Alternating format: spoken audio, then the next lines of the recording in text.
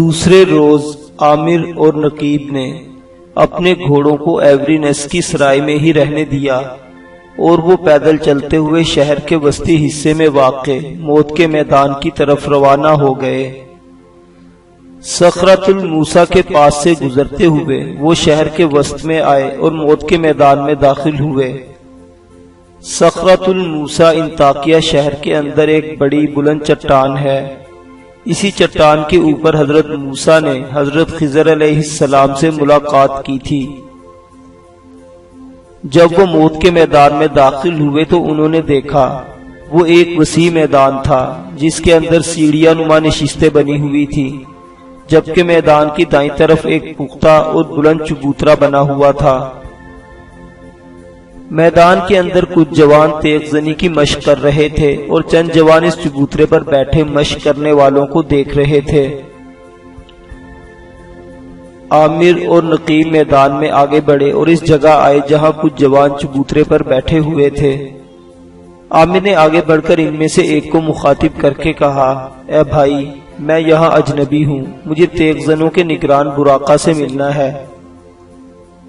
چبوترے کے وسط میں بیٹھا ہوا ایک جوان جس کے چہرے پر زخموں کے ان گنت نشان تھے، وہ عامر کو مخاطب کر کے بولا، میں شاہی تیغ زنوں کا نگران براقہ ہوں، کہو تم کس سلسلے میں مجھ سے ملنا چاہتے ہو؟ عامر نے چند قدم اور آگے بڑھ کر کہا، میں قلعہ حارم کی طرف سے آیا ہوں، میرا نام ایرک ہے اور میں انطاکیہ کے شاہی تیغ زنوں میں شامل ہونا چاہتا ہوں۔ براقہ نے چند لمحوں تک غور سے عامر کو دیکھا، پھر نرم لہجے میں اس نے کہا، کیا تم سنجیدہ ہو اور اپنے حواس میں ہو؟ برسوں تک اس میدان میں مشق کرنے کے بعد صرف گنتی کے چند جوان ہی شاہی تیغ زنوں میں شامل ہو سکتے ہیں۔ جاؤ جا کر کوئی اور کام کرو، اس پیشے میں موت کے سوا کچھ نہیں ملتا۔ تم ایک خوبصورت اور اعلیٰ شخصیت کے جوان ہو، جاؤ جس طرف سے آئے ہو اسی طرف ہی لوٹ جاؤ۔ اس پیشے میں تیغ زن کی موت ہر وقت دوسرے تیغ زن کے ہاتھ میں رہتی ہے، وہ جیت جانے پر چاہے تو قتل کر دے، چاہے تو معاف کر کے زندگی بخش دے۔ جاؤ چلے جاؤ، یہ میرا مخلصانہ مشورہ ہے۔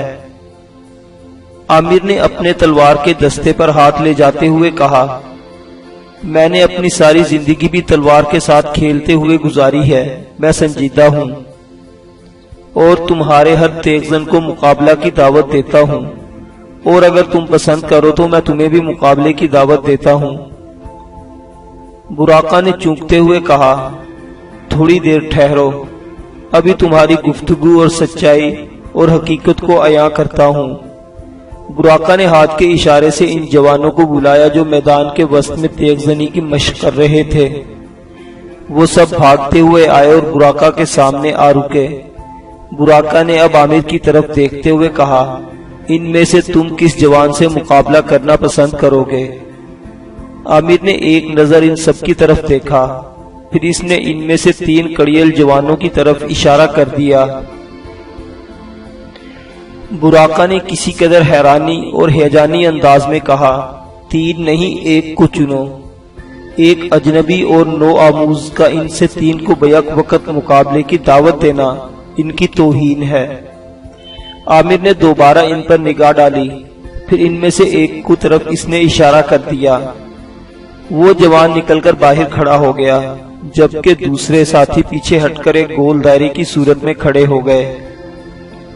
مقابلے کے لیے باہر نکل جانے والے نے عامر کو مخاطب کر کے اپنی تلوار بے نیام کرتے ہوئے کہا، اپنی تلوار کھینچو کہ میں تمہیں بتاؤں کون زیر کون زبر ہوتا ہے۔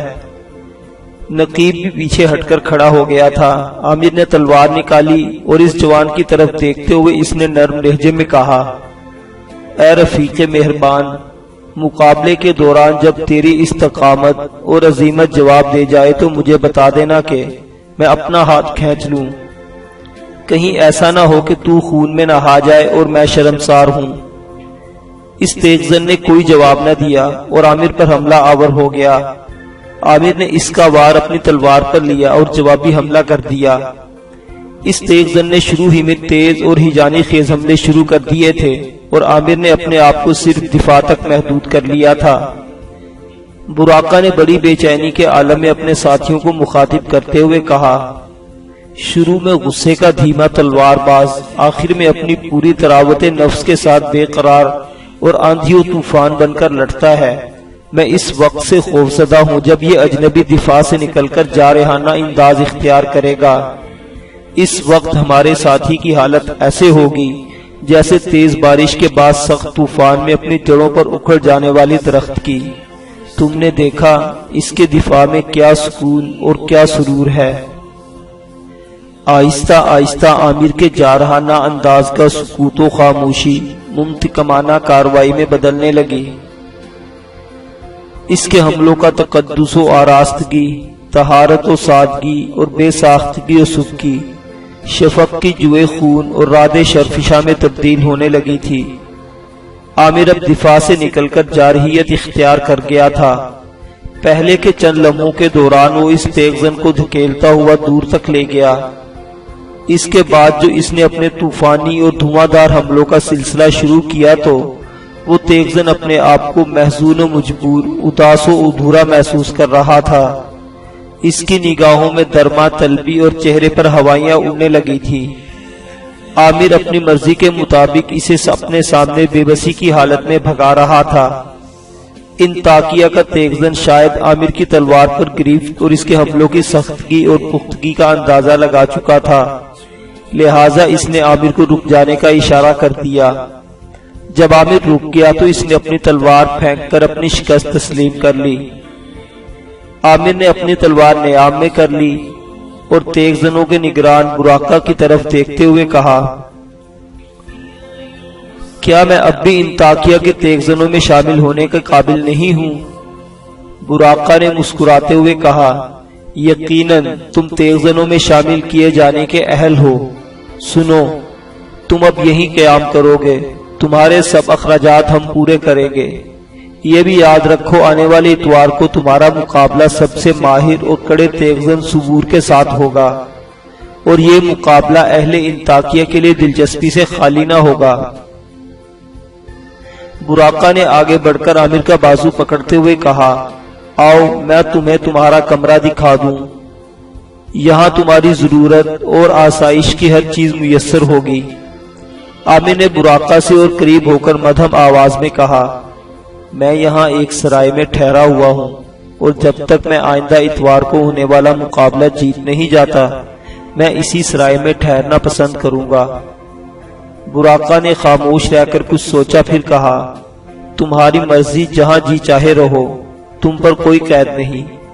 عامر براقہ سے رخصت ہوا اور نقیب کے ساتھ وہ موت کے میدان سے نکل گیا۔ ان دونوں کا رخ اب ایوری نیس کی سرائے کی طرف تھا۔ 5ویں روز اتوار کے دن موت کا میدان انطاکیہ کے لوگوں سے کھچا کھچ بھر گیا تھا۔ ان میں مرد عورتیں سبھی شامل تھے۔ میدان کے اندر جو چبوترا تھا اس کے اوپر شامیانہ نصب کر دیا گیا تھا۔ چبوترے پر قیمتی قالین اور ریشمی نشستیں ڈال کر اسے خوب سجا دیا گیا تھا۔ چبوترے کے وسط میں انطاکیہ کا حکمران ریمیٹ بیٹھا ہوا تھا۔ اس کے دائیں طرف اس کی بیوی اور بیٹیاں بیٹھی تھی، جبکہ ان کے دائیں اور پیچھے انطاکیہ کے رئیسوں کی لڑکیوں کا ایک طویل سلسلہ تھا۔ ریمیٹ کے بائیں طرف انطاکیہ کے عمائدین بیٹھے ہوئے تھے۔ ہر ایک کی نگاہ بڑی بے چینی اور بے تابی سے میدان کا طواف کر رہی تھی، جبکہ میدان میں ابھی مقابلے کے لیے کوئی نہ اترا تھا۔ اتنے میں تیغزنوں کا نگران براقہ میدان میں داخل ہوا۔ اس نے 2 ایسے جوانوں کے ہاتھ تھام رکھے تھے جو سر سے پاؤں تک لوہے میں غرق تھے، اور انہوں نے سر پر ایسے خود چڑھا رکھے تھے کہ ان کا چہرہ تک نہ دیکھا جا سکتا تھا۔ وہ عامر اور صبور تھے۔ براقہ انہیں میدان کے وسط میں لایا، پھر دونوں کو مخاطب کر کے اس نے کہا، کوشش کرنا کوئی زخمی نہ ہو، اور سنو، جب تم سے کوئی مقابلہ جیت جائے اور وہ یہ محسوس کرے کہ وہ کسی اور سے بھی مقابلے کی سخت رکھتا ہے تو اپنا بایاں ہاتھ ہوا میں بلند کر دے، اور اگر اس میں اتنی ہمت نہ ہو تو وہ چپ چاپ میدان سے باہر نکل آئے۔ اتنے میں ایک مسلح جوان موت کے میدان میں داخل ہوا۔ اس کے ہاتھ میں ایک سنہری تشت تھا جس میں 2 تلواریں اور 2 ڈھالیں رکھی ہوئی تھی۔ عامر اور صبور نے دونوں نے ایک ایک تلوار اور ڈھال لے لی۔ وہ جوان بھاگ کر میدان سے باہر نکل گیا۔ براق وہیں ایک طرف ہٹ کر زمین پر بیٹھ گیا اور مقابلہ شروع ہو گیا۔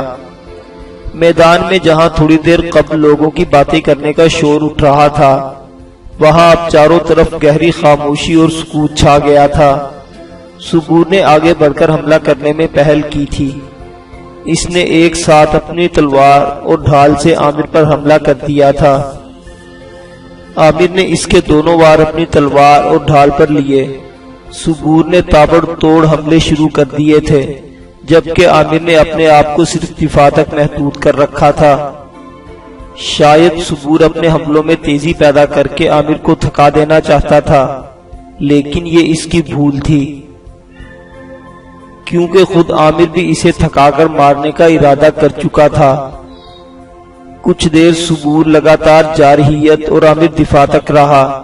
جب عامر نے محسوس کیا کہ سبور کے حملوں میں پہلی جیسی تیزی، تلخی، غضبناکی اور جدت نہیں رہی تو وہ دفاع کو خیر بات کہہ کر جارحیت پر اتر آیا تھا۔ اس نے اپنے حملوں میں ایسی تندی، دشواری اور مضبوطی پیدا کی تھی کہ سبور اسے اپنے لیے آلام کا مزدہ اور دستے قاتل سمجھنے لگا تھا۔ اب لمحہ با لمحہ سبور کی قوت مدافعت جواب دیتی جا رہی تھی۔ اس کے بازو بے جان اور بے حس ہو رہے تھے۔ اس کے چہرے پر آزردگی اور برگشتگی تھی، اور اس کی جاں پر خستگی، دلگیری اور شکستگی طاری ہوتی جا رہی تھی۔ دوسری طرف عامر کے حملوں میں ایک جذبہ اور ولولہ تھا۔ اس کے اس چڑھاؤ سے لگتا تھا گویا کوئی سحر فن سربستہ رازوں کا عرفان کھولنے لگا ہو۔ اس کی غضبناکی اس طرح بڑھتی جا رہی تھی جس طرح پیاسے صحرا کی پیاس چلچلاتی دھوپ میں اور بڑھتی جاتی ہے۔ عامر رات کے پچھلے حصے میں روشن ہونے والی آگ کے الاؤ کی طرح بھڑکتا رہا، اور سبور پچھلی رات میں اپنی ہستی کے لیے جدوجہد کرنے والے دیے کی طرح بجھتا رہا۔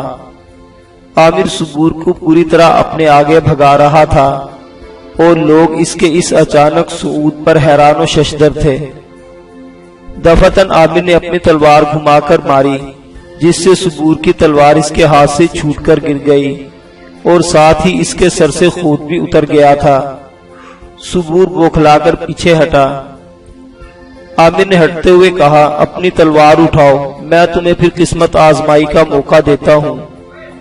سبور نے نیچے جھک کر اپنا خود اٹھایا، پھر کپ کپاتی آواز میں اس نے کہا، میں لڑنے سے ہاتھ کھینچتا ہوں اور اپنی شکست تسلیم کرتا ہوں۔ تم ایک آہنی حصار ہو جسے توڑنا میرے بس کی بات نہیں ہے۔ تمہارا تعلق کس زمین سے ہے؟ عامر نے اپنے سر سے خود اتارتے ہوئے کہا، میں قلعہ حارم کا مکین ہوں۔ سبور کے لبوں پر ہلکی سی مسکراہٹ پھیل گئی۔ میں بھی قلعہ حارم کا باشندہ ہوں۔ مجھے خوشی ہے کہ مجھے موت کے اس میدان میں شکست دینے والا میرا ہم وطن ہے۔ لوگ عامر کا ننگا چہرہ دیکھ کر تالیاں بجانے لگے تھے۔ سبور نے اپنی تلوار اٹھائی اور میدان سے باہر نکل گیا۔ عامر نے اپنا ہاتھ فضا میں بلند کر دیا، جو اس امر کا اشارہ تھا کہ اس میں ابھی مقابلہ کی کرنے کی سخت ہے۔ میدان میں ایک اور تیغزن داخل ہوا۔ اس کے ایک ہاتھ میں 3 منہ کا نیزہ اور بائیں ہاتھ میں سخت چمڑے کا موٹا کوڑا تھا۔ اس کا چہرہ ننگا تھا اور اس نے اپنے سر پر کوئی خود نہ پہن رکھا تھا۔ عامر کے قریب آ کر وہ رکا۔ کچھ دیر گہری نظروں سے وہ عامر کو دیکھتا رہا، پھر اپنا کوڑا مضبوطی سے تھاما اور 3 منہ کا نیزہ ہوا میں بلند کرتے ہوئے اس نے عامر پر حملہ کر دیا۔ عامر نے ڈھال مار کر اس کا 3 منہ کا نیزہ دور ہٹا دیا اور تلوار کا ایک خوفناک وار اس پر کیا، لیکن وہ اچھل کر ایک طرف ہٹ گیا اور عامر کا وار خالی نکل گیا۔ دونوں پھر ایک دوسرے کی طرف بڑھے۔ نئے آنے والے نے تاک کر اپنا کوڑا پھینکا جو عامر کی گردن کے گرد لپٹ گیا۔ اس نے ایک جھٹکے سے عامر کو اپنی طرف کھینچا، ساتھ ہی اس نے اپنا آہنی نیزہ بھی عامر کو دے مارا۔ کوڑے کے کھچاؤ سے عامر لڑکھڑا گیا تھا، اس لیے وہ پوری طرح اپنا دفاع نہ کر سکا تھا۔ تاہم اس نے اس تیغزن کے نیزے کا وار اپنی ڈھال پر لینا چاہا، لیکن کوڑے کی لڑکھڑاہٹ کے باعث وہ نیزے کو پوری طرح اپنے ڈھال پر نہ لے جا سکا۔ اور نیزے کا ایک حصہ اس کی پیشانی پر معمولی سی خراش بناتا چلا گیا جس سے خون بہہ نکلا تھا۔ نیا آنے والا اپنی اس کارگزاری پر خوش اور مطمئن تھا۔ عامر کی پیشانی سے خون بہتے دیکھ کر انطاکیہ کا وہ تیغزن بپھر گیا۔ اس نے فوراً اپنے آپ کو سمیٹا اور دوبارہ عامر کو نیزہ دے مارا۔ عامر اس حملے کو روکنے کی بجائے اس سے جست لگا کر دائیں طرف ہو گیا اور حملہ آور کا نیزہ زمین میں گھس گیا۔ عامر فوراً حرکت میں آیا اور قبل اس سے کہ اس کا حریف اپنا نیزہ کھینچتا یا اس پر اپنا کوڑا پھینکتا، عامر نے اس کے نیزے پر پاؤں رکھا اور اس کے کندھے پر اس زور سے اپنی تلوار کا دستہ مارا کہ وہ لڑکھڑا کر پیچھے ہٹ گیا اور اس کا آہنی نیزہ اس کے ہاتھ سے چھوٹ گیا۔ عامر نے دوبارہ اسے سنبھلنے کا موقع نہ دیا۔ اس نے اپنی تلوار کے دستے اور ڈھال سے لگاتار اس پر شدید ضربیں لگانا شروع کر دی۔ اس تیغزن کے شانے، سر اور پہلو بری طرح زخمی ہو گئے تھے۔ نتیجتاً وہ زمین پر گر گیا اور دونوں ہاتھ بلند کر کے اپنی شکست تسلیم کرنے کے علاوہ وہ عامر سے اپنی سلامتی کی بھیک بھی مانگ رہا تھا۔ عامر نے پیچھے ہٹتے ہوئے کہا، اٹھو اور میدان سے باہر نکل جاؤ۔ وہ چپ چاپ اٹھا اور بوجھل قدموں سے چلتا ہوا جس طرف سے آیا تھا اسی طرف چلا گیا۔ اس کا لباس جگہ جگہ سے پھٹا ہوا اور خون آلود تھا۔ وہ جب میدان سے باہر نکل گیا تو عامر نے اپنا ایک ہاتھ پھر ہوا میں بلند کر دیا۔ میدان کے قریب ہی زمین پر لیٹا ہوا براقہ اٹھا اور عامر کا بازو ہاتھ پکڑ کر اس نے نیچے گراتے ہوئے کہا، ایرک اپنا ہاتھ نیچے کر لو۔ انطاکیہ میں اب کوئی ایسا جوان نہیں جو تمہارا سامنا کر سکے۔ جن دو جوانوں کو تم نے شکست دی ہے وہ دونوں اہل انطاکیہ کی نگاہ میں ناقابل تسخیر تھے۔ آج سے تم انطاکیہ کے تمام شاہی تیغزنوں کے سرکردہ ہو اور تم جب اور جہاں چاہو۔ براقہ کہتے کہتے رک گیا کیونکہ ایک جوان بھاگتا ہوا ان کے پاس آیا اور عامر کو مخاطب کر کے اس نے کہا، تمہیں انطاکیہ کے حکمران ریمنڈ نے طلب کیا ہے، میرے ساتھ آؤ۔ عامر چپ چاپ اس کے ساتھ ہو لیا۔ براقہ بھی ان کے ہمراہ تھا۔ میدان میں آنے والے جوان نے عامر کو ریمنڈ کے سامنے لا کھڑا کیا۔ ریمنڈ جس کے چہرے پر حیرت انگیز سکون تھا چند لمحوں تک غور سے عامر کو دیکھتا رہا۔ عامر بھی اس کے گرد و پیش کا جائزہ لینے لگا۔ ریمنڈ کے دائیں طرف عامر نے دیکھا ریمنڈ کی بیٹیوں کے ساتھ راشیل بیٹھی ہوئی تھی، وہی راشیل جس کے ساتھ اس کی ملاقات اس کی بگھی میں ہوئی تھی جب اس نے تیتوس کے آدمیوں کے ساتھ جنگ کی تھی۔ راشیل بھی بڑی غور اور دلچسپی سے عامر کی طرف دیکھ رہی تھی، شاید وہ موت کے میدان میں اس کی کامیابی سے متاثر تھی۔ اتنے میں ریمنڈ نے عامر سے مخاطب ہو کر کہا، اے نوجوان اجنبی، تم کون ہو اور کس زمین سے تمہارا تعلق ہے؟ عامر نے اپنے سر کو ذرا جھکاتے ہوئے کہا، اے مشرق کے عظیم بادشاہ، میرا نام ایرک ہے اور میں قلعہ حارم کی نواح کا رہنے والا ہوں۔ ریمنڈ نے اپنے قریب کھڑے سبور کو مخاطب کر کے کہا، کیا یہ تمہارا ہم وطن ہے؟ سبور نے چھاتی تانتے ہوئے کہا، مجھے فخر ہے کہ یہ میرا ہم وطن ہے اور مجھے خوشی ہے کہ مجھے موت کے اس میدان میں شکست سے دوچار کرنے والے کا تعلق قلعہ حارم سے ہے۔ ریمنڈ نے اپنے پہلو میں خالی نشست پر ہاتھ مارتے ہوئے عامر سے کہا، ہمارے نزدیک آ کر بیٹھو۔ تم جیسے بہادر اور شجاع کی صحبت ہمارے لیے فخر ہے۔ عامر آگے بڑھ کر اس کی نشست پر بیٹھ گیا۔ ریمنڈ نے اس کے شانے پر ہاتھ رکھتے ہوئے کہا، آج سے تم انطاکیہ کے تیغزنوں کے سربراہ ہو۔ تم نے سبور کو شکست دے کر ثابت کر دیا ہے کہ تم ناقابل تسخیر ہو۔ میرے محل کے دروازے ہر وقت تمہارے لیے کھلے ہیں، تم جب چاہو آ جا سکتے ہو۔ پھر ریمنڈ نے اپنے پہلو میں رکھی ہوئی نقدی کی ایک تھیلی اٹھائی اور اسے عامر کی گود میں رکھتے ہوئے کہا، اس میں سب طلائی سکے ہیں، اگر تم ساری عمر بیٹھ کر کھاتے رہو تو بھی یہ تمہارے لیے کافی ہیں۔ ریمنڈ نے براقہ کی طرف دیکھتے ہوئے کہا، ایرک کی رہائش کا بندوبست کرو۔ براقہ سے قبل ہی سبور بول پڑا، کیا ایسا نہیں ہو سکتا کہ ایرک میرے ساتھ رہے؟ میں چاہتا ہوں یہ میرا ہم وطن میرے ہی کمرے میں رہے، میں دل و جان سے اس کی خدمت کر سکوں۔ ریمنڈ نے براقہ کے جواب کا انتظار کیے بغیر سبور سے کہا، تمہیں اس کی اجازت ہے، تمہارا اس کے ساتھ رہنا ہمارے لیے سکون کا باعث ہوگا، یہ اس شہر میں اجنبی ہے۔ ریمنڈ کھڑا ہو گیا، اس کے ساتھ ہی موت کے میدان میں بیٹھے سب لوگ بھی اٹھ گئے تھے۔ ریمنڈ چبوترے سے اتر کر میدان سے باہر چلا گیا۔ شہر کے عمائدین اور رئیسوں کی عورتیں اور لڑکیاں بھی میدان سے نکل گئی تھیں۔ اس وقت جبکہ لوگ میدان سے باہر جا رہے تھے اور سبور کی توجہ کسی اور طرف تھی، براقہ نے اشارے سے عامر کو اپنے پاس بلایا اور اس سے سرگوشی کرتے ہوئے کہا، اے میرے دوست سن، تو بہادر اور شجاع ہے، مجھے تم سے ہمدردی ہے، میری ایک نصیحت سنو۔ صبور کے ساتھ رہتے ہوئے ہر وقت اپنے ذہن کو بیدار رکھنا۔ تمہیں اپنا ہم وطن جان کر جس طرح یہ تم سے ہمدردی اور چاہت کا اظہار کر رہا ہے، کسی مناسب موقع پر یہ اس سے کئی گنا زیادہ نفرت اور بدی کا اظہار تم سے کرے گا۔ اس سے بچ کر رہنا، یہ کسی بھی وقت موقع جان کر تمہاری سلامتی کے در پہ ہو سکتا ہے۔ اب تم اس کے ساتھ چلے جاؤ، ورنہ میری اور تمہاری دونوں جانب سے مشکوک اور بدظن ہو جائے گا۔ براقہ بھی میدان سے باہر نکل گیا۔ عامر کو صبور اپنے ساتھ لے گیا تھا۔